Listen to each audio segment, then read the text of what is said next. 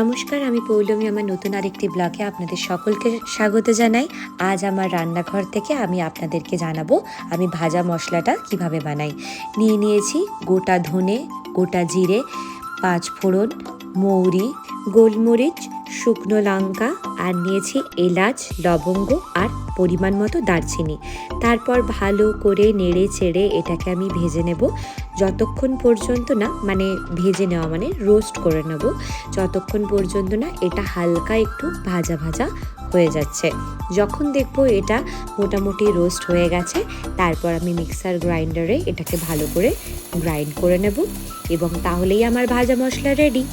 এতটাই ইজি এবং এতটাই সহজ, আর খেতে দুর্দান্ত।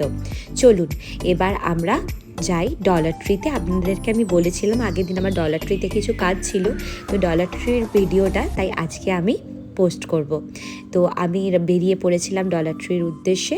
তো এই দেখুন আমি অলমোস্ট পৌঁছে গেছি ডলার ট্রিতে। আমেরিকাতে মোটামুটি আপনি এই ডলার ট্রি, ডলার জেনারেল পেয়েই যাবেন।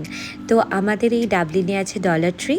তো ডলার ট্রি নামটা হওয়ার কারণ এখানে সব জিনিসপত্রই ওই $1.25 পাওয়া যায়। আর আমার এই ডলার ট্রিতে এলে কেন জানি না, আমাদের ছোটোবেলায় যে মেলায় যেতাম, হরেক মাল 5 টাকা, হরেক মাল 10 টাকা, ওরম টাইপের একটা ফিল দেয়, বেশ ভালো লাগে। আর আমি এক মুহূর্তের জন্য ছোটোবেলাটাই চলে যাই। দেখুন ইস্টারের জন্য সমস্ত ডেকোরেটিভ আইটেম অলরেডি চলে এসেছে। আমি আগেই আপনাদেরকে বলেছিলাম ইস্টার এখানকার একটা খুবই গুরুত্বপূর্ণ ফেস্টিভ্যাল, যেটা ওই এপ্রিল মাসে এখানে অনুষ্ঠিত হয়।